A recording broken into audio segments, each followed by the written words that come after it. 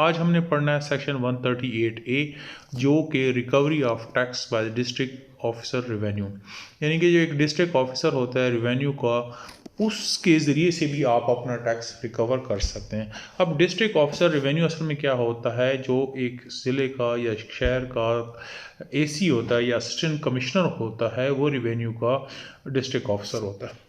तो उसके पास अगर आपसे एक टैक्स रिकवर नहीं हो रहा और उस शख्स की कोई मूवेबल या इमूवेबल प्रॉपर्टी वहाँ है, तो आप उसको उससे रिकवर करवा सकते हैं। तो चलें हम ज़रा इसको स्टडी करते हैं। The commissioner may forward to the district officer revenue of the district in which the taxpayer resides, carries the business, or in which the property belonging to the taxpayer is situated। अब एक taxpayer है, उसको कोई tax उसके ज़िम्मे due है।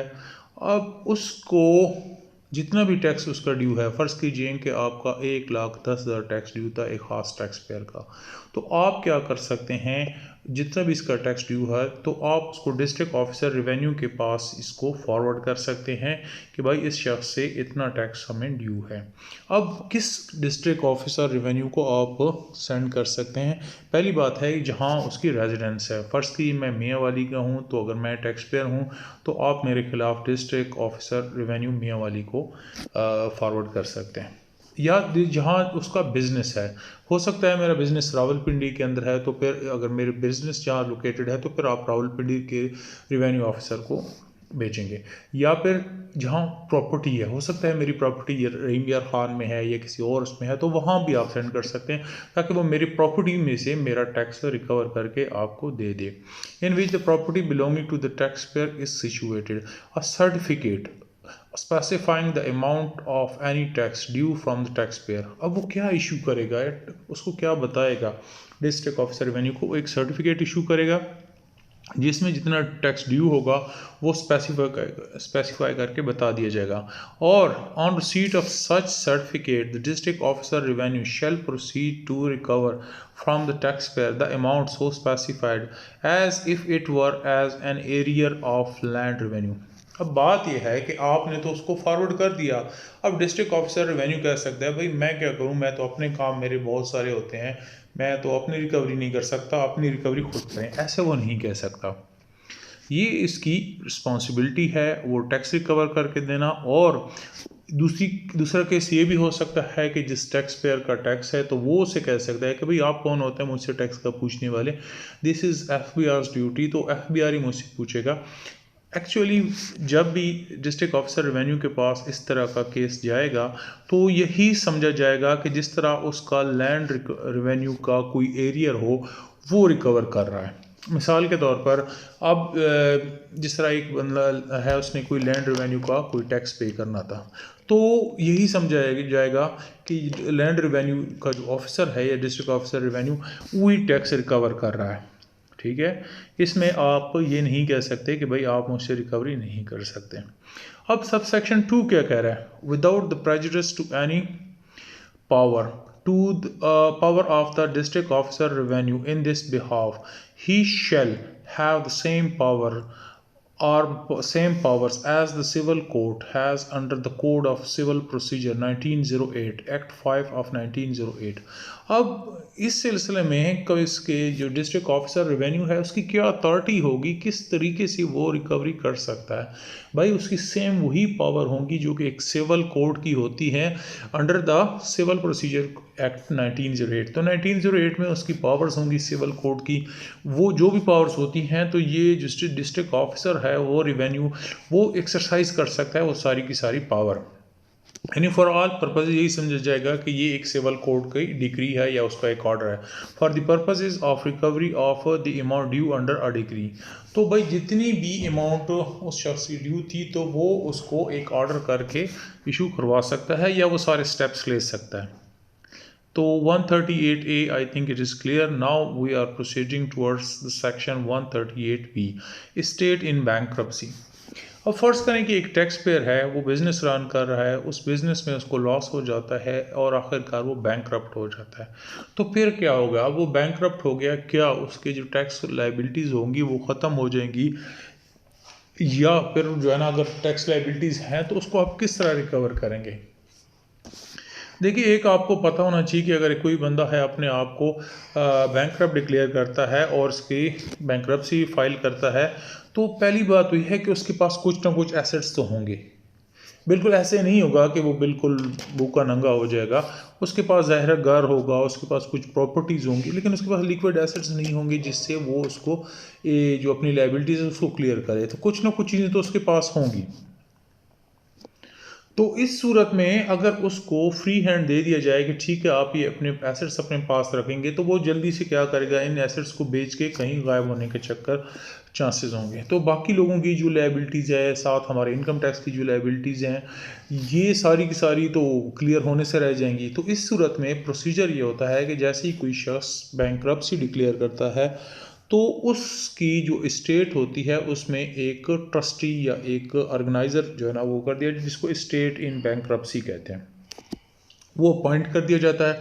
वो फिर आपके एसेट को मैनेज करता है ताकि आपके जो ऑब्लिगेशंस है उसको पूरा किया जा सके। If a taxpayer is declared bankrupt, the tax liability under this ordinance shall pass on to the state in bankruptcy। अब आपको या तो आपने खुद अपने आप को डिक्लेयर कर लिया, या आपको वो जो है ना किसी कोर्ट ने या किसी और जो है ना जो अथॉरिटी होती है उसने आपको एक बैंकरप्ट तो डिक्लेयर कर दिया। तो इस सिलसिले में पहले क्या होगा, सबसे पहले भाई आपकी जो प्रॉपर्टी होगी या बाकी जो आपके जो चीज़ें होंगी, एसेट्स जो होंगे, उसके ऊपर एक स्टेट डिक्लेयर कर दिया जाएगा। तो आपका जो स्टेट होगा वही इस बैंकरप्सी में आपकी जो टैक्स ओब्लिगेशंस है, टैक्स लायबिलिटीज़ है, उसको पूरा करने का जिम्मेदार होगा। If the tax liability is incurred by a state in bankruptcy, the tax shall be deemed to be a current expenditure in the operation of the state in bankruptcy। अब बात यह है कि आपके ज़िम्मे टैक्स था, फर्ज कीजिए 80,000 was tax due from you, और आपका हुआ ये कि कमिश्नर ने आपका, तो अब ये जो टैक्स था स्टेट के पास, चूँकि आपके जो थे मामलात है वो चले गए थे, उसने देखा कि भाई 80,000 रुपये का टैक्स मैंने FBR का या गवर्नमेंट ऑफ पाकिस्तान का देना है, तो उसने आपके अमाउंट में से कुछ एसेट्स को भेजा या किसी तरीके से 80,000 रुपये अरेंज किए और जाके उसको पे कर दिया। अब इसका ये जो 80,000 का जो एक्सपेंस है, एक्चुअली ये आपके कारोबार का या आपके बिजनेस का या आपके बैंकरप्सी की जो स्टेट है उसका एक रनिंग या ऑपरेशन एक्सपेंस काउंट होगा, and shall be paid before the all claims shall be paid before the claims preferred by the other creditors are settled। तो भाई बात ये है कि दूसरे जो क्रेडिटर्स हैं, जो नॉर्मली जिनकी प्रेफरेंस ज़्यादा होती है, उससे ये पहले पे करेगा। ये ज़रा आप ख़ास बात नोट करने वाली है कि मतलब सबसे पहले इनकम टैक्स आपका जो है ना, या जितना भी टैक्स लायबिलिटी होगी वो पूरी की जाएगी, उसके बाद जो बाकी क्रेडिटर्स वगैरह होंगे उनकी बारी आएगी।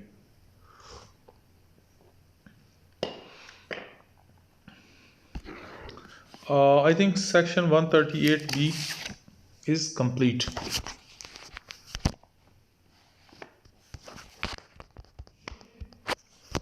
Now, section 139.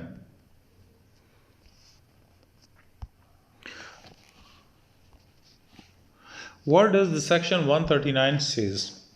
Collection of tax in case of private companies and an association of person। अब बात यह है कि अगर प्राइवेट कंपनीज हैं या एसोसिएशन ऑफ पर्सन है, उनसे अगर टैक्स डिफ़ॉल्ट कर जाती हैं तो फिर टैक्स की रिकवरी किस तरीके से होगी। क्योंकि इससे पहले हमने पढ़े थे इंडिविजुअल की अगर कोई टैक्स लायबिलिटी है तो उसकी प्रॉपर्टी अटैच कर लेंगे, उसके अलावा और इसमें काफ़ी सारी चीज़ें होती हैं, उसको आप बेच सकते हैं, जेल भेज सकते हैं, ये वो काफ़ी सारे स्टेप्स हैं जो कर सकते हैं। लेकिन आपको पता है कि कंपनीज़ की जो लायबिलिटीज़ होती हैं वो लिमिटेड होती हैं। इसी तरह एसोसिएशन ऑफ पर्सन में भी मल्टीपल लोग होते हैं, तो किससे टैक्स रिकवर करेंगे, कितना टैक्स रिकवर करेंगे। अब बात आ गई मिसाल के तौर पर एक एसोसिएशन ऑफ पर्सन है, उसमें 3 मेंबर है ABC। अब कंपनी जो है ना डिफ़ॉल्ट कर गई, एसोसिएशन डिफ़ॉल्ट कर गई है। अब A के पास टोटल ही 3 लाख के वर्थ थी और B के पास जो है ना 10 लाख की थी, और टोटल जो लॉस हुआ है वो 20 लाख का हुआ है।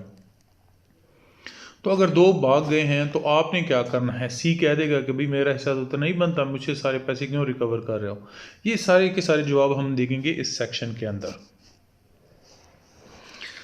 तो subsection 1 of section 139, notwithstanding anything in Companies Act 2017 where any tax payable by a private company, including a private company that has been wound up and gone into liquidation, in respect of any tax year that cannot be recovered from the company, every person who was at any time in the tax year। मिसाल के तौर पर एक company है, उसके कोई tax liability है और इसमें वो कंपनी भी शामिल है जो कि अब वाउंड अप हो चुकी है या अपना बिजनेस क्लोज कर चुकी है या लिक्विडेट हो चुकी है, मतलब उसके जितने एसेट्स वगैरह थे वो सारे के सारे कन्वर्ट हो चुके हैं इन फॉर्म ऑफ मनी और लायबिलिटीज वगैरह क्लियर करने के बाद अब प्रैक्टिकली कंपनी एग्जिस्ट ही नहीं कर रही, कोई एसेट नहीं है। तो फिर अगर उसकी कोई लायबिलिटी होगी तो उस लायबिलिटी का जिम्मेदार कौन होगा, क्योंकि कंपनी ख़त्म बात ख़त्म, ऐसे नहीं होगा, बात ख़त्म नहीं होगी। तो इसमें यह है कि इन रिस्पेक्ट उसमें उसकी जो टैक्स लायबिलिटी होगी उसका जिम्मेदार हर वो शख्स होगा जो कि उस टैक्स ईयर में, मतलब जिस टैक्स ईयर की लायबिलिटी है। मिसाल के तौर पर 2020 टैक्स ईयर की हम बात करते हैं कि 2020 टैक्स ईयर के अंदर एक कंपनी थी जो कि किसकी कोई लायबिलिटी है और हो सकता है कि वो कंपनी 2020 के अंदर ही वाइंड अप कर चुकी है, ठीक है, अपना बिजनेस लिक्विडेट हो चुकी है। अब उससे आपने 5 लाख रुपए रिकवर करने हैं। तो इसमें कौन कौन से लोग हैं जिसको रिस्पॉन्सिबल करेंगे कि जो उस 2020 साल के अंदर किसी भी वक्त या तो पूरा अरसा या किसी भी टाइम रहे हों और director of the company other the company रहे हों, लेकिन पेड डायरेक्टर के अलावा वो पूरे अरसे के लिए रहे हों या उसके साल के किसी पार्ट में रहे हों, तो वो जिम्मेदार होंगे टैक्स रिकवरी के सिलसिले में। A share holder in the company owing not less than 10% of the paid up capital of the company। अगर डायरेक्टर आपके हाथ नहीं आ रहा तो शेयर होल्डर से भी आप टैक्स की रिकवरी कर सकते हैं, लेकिन कितना शेयर। अब आपने फर्ज कीजिए कल खुदा न खास्ता पीएसओ डिफ़ॉल्ट कर जाती है, अब पीएसओ डिफ़ॉल्ट कर जाती है, आपके पास उसके 15 शेयर्स हैं, तो क्या मतलब एफपीआर आपको भी पकड़ेगी? ऐसे नहीं है, एक सिग्निफिकेंट शेयर होल्डर को पकड़ना है आपने, उस शेयर होल्डर से भी आप उसकी टैक्स रिकवरी कर सकते हैं, लेकिन जिसके पास 10% of the paid of capital से ज़्यादा के शेयर्स हों, इससे बड़ा शेयर होल्डर होगा, उसी समरी का shall be jointly and severally responsible for payment of tax due by the company. तो उससे अगर आपके पास 3-4 शेयर होल्डर को आपने पकड़ लिया है या 2-3 जो उसके डायरेक्टर्स हैं उनको आपने पकड़ लिया, अब बात है कि उनकी कंबाइन की भी रिस्पॉन्सिबिलिटी है, लेकिन अगर कंबाइन नहीं है तो उनकी अकेले अकेले से भी आप ये पूरा का पूरा टैक्स रिकवर कर सकते हैं जॉइंटली एंड सेवरली। अब 2 क्या कह रहा है, सबसेक्शन 2 कह रहा है कि any director who pays tax under subsection 1, फ़र्ज़ करें कि आपको एक ही बेचारा डायरेक्टर मिला था या एक ही शेयर होल्डर मिला था, उससे आपने जितना भी टैक्स था 10 लाख का था, 15 लाख का था, सारा का सारा उससे रिकवर कर लिया। अब उस बेचारी की जिम्मेदारी तो नहीं थी, 5 डायरेक्टर और भी थे या टोटल 5 डायरेक्टर थे तो 4 डायरेक्टर और भी थे। अब वो कहेगा यार ठीक है मैंने तो पैसे पे कर दिए हैं, लेकिन बाकी का जो है ना, मेरे तो सिर्फ 2 लाख रुपए बनते थे, तो बाकी 8 लाख के जिम्मेदार तो दूसरे लोग हैं, तो फिर क्या होगा। अब अगर फ़र्ज़ कीजिए सब सेक्शन 1 के तहत आपने उससे जो टैक्स की कंपनी का जो टैक्स था वो रिकवर करवा लिया, तो shall be entitled to recover the tax paid from the company or share of the tax from any other director। तो बाद में अगर कंपनी की कोई एसेट्स उसके पास हैं या कोई चीज़ आ जाती है तो कंपनी से वो टैक्स रिकवर कर सकता है। मिसाल के तौर पर उसने 10 लाख किया है, वो टैक्स डायरेक्टर का तो नहीं था, तो डायरेक्टर वो 10 लाख कंपनी से रिकवर कर सकता है। या अब कंपनी लिक्विडेट कर चुकी है, कंपनी तो हाथ आ नहीं रही है, तो वो जो बाकी जो डायरेक्टर्स थे 5 उसके साथ या 4 उसके साथ थे, तो उनको भी कहता है कि भाई आप अपना अपना शेयर मुझे दें, क्योंकि मैंने सारा का सारा टैक्स पे किया, मेरा सारा ड्यू नहीं था, तो आपका जो शेयर बनता है आप मुझे पे करें। 3 क्या कह रहा है, अ शेयर होल्डर। अब ये कह रहा है, ये तो था पहले डायरेक्टर की बात थी कि डायरेक्टर से आप वो टैक्स रिकवर कर सकते हैं, कंपनी के जो डायरेक्टर्स होते हैं, लेकिन अगर आप को डायरेक्टर हाथ नहीं आता, तो फिर आप क्या कर सकते हैं, share holder who pays tax under sub section 1 shall be entitled to recover tax paid from the company और from any other share holder of. अब बात यह है कि एक शेयर होल्डर था, उससे आपने सारा का सारा टैक्स रिकवर कर लिया।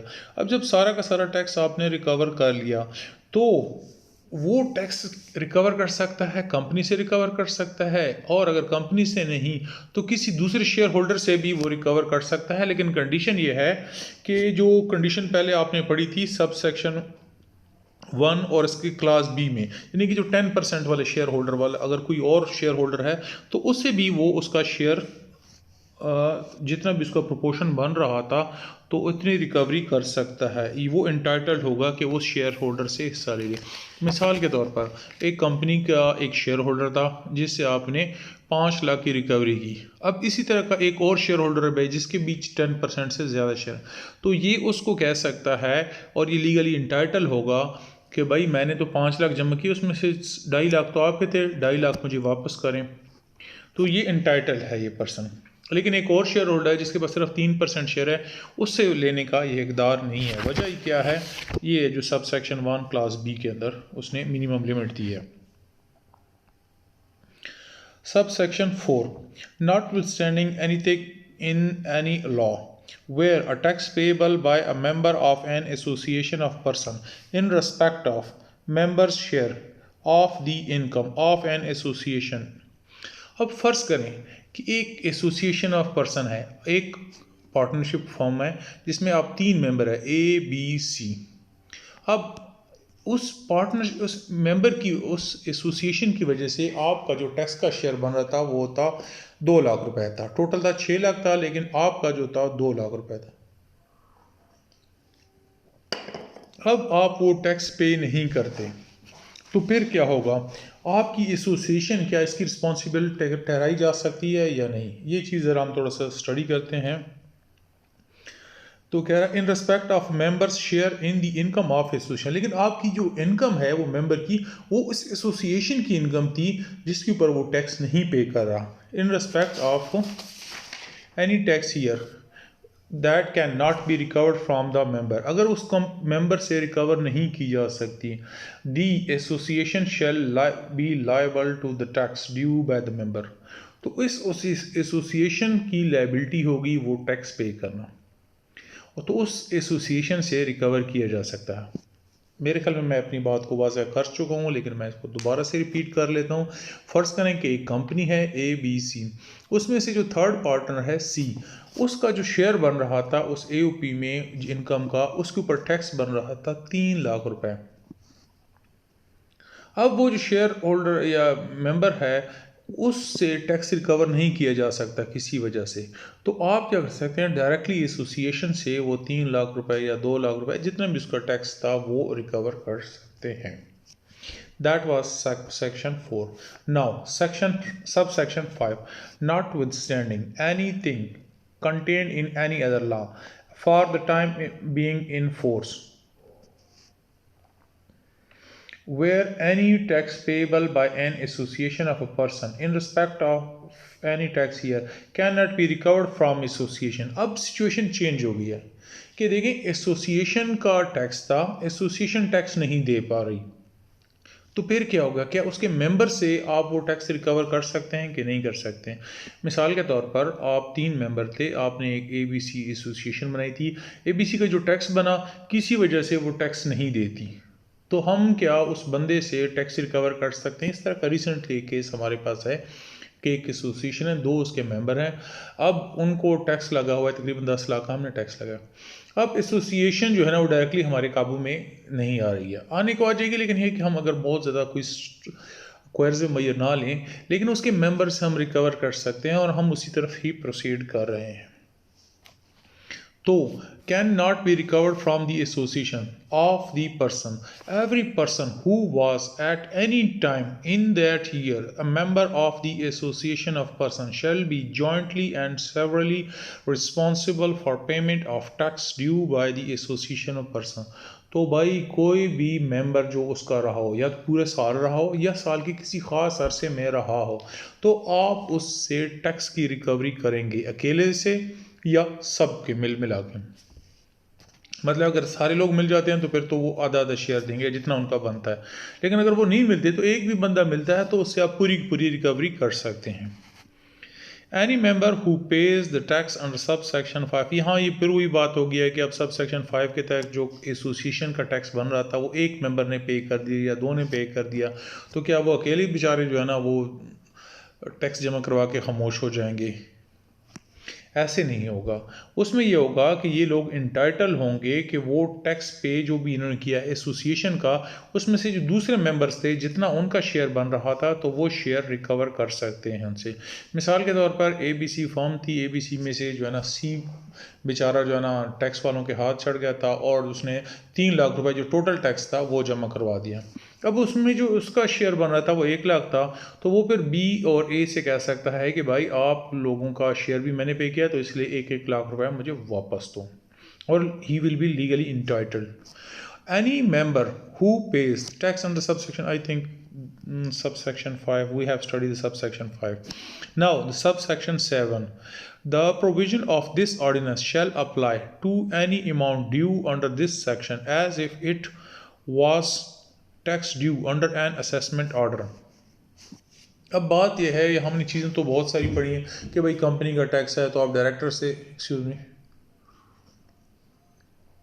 रिकवर कर लें या मेंबर से रिकवर करें। एसोसिएशन ऑफ पर्सन में केस में आप मेंबर से रिकवर कर लें, तो वो बंदा कह सकता है कि भाई ये किस और सेक्शन के तहत, किस ऑर्डर के तहत आप मुझसे ले रहे हैं, मेरे खिलाफ तो कोई जो ना ऑर्डर पास नहीं हुआ। तो भाई जो टैक्स पेएबल होगा वो यही समझ जाएगा कि उसका ये जो टैक्स है ये डिटरमिन हुआ है बाय पासिंग एन ऑर्डर। जिस तरह के एक प्रॉपर ऑर्डर पास होता है जो हम आगे पढ़ेंगे, 120 है, 121 है, 122 है या और भी इस तरह के ऑर्डर्स हैं, तो उन ऑर्डर्स के तहत जिस तरह का एक प्रॉपर फैसला होता है तो टैक्स उसकी लायबिलिटी हो जाती है। तो बिल्कुल यही जो टैक्स होंगे ये भी ऐसे समझाएगा कि जैसे एक ऑर्डर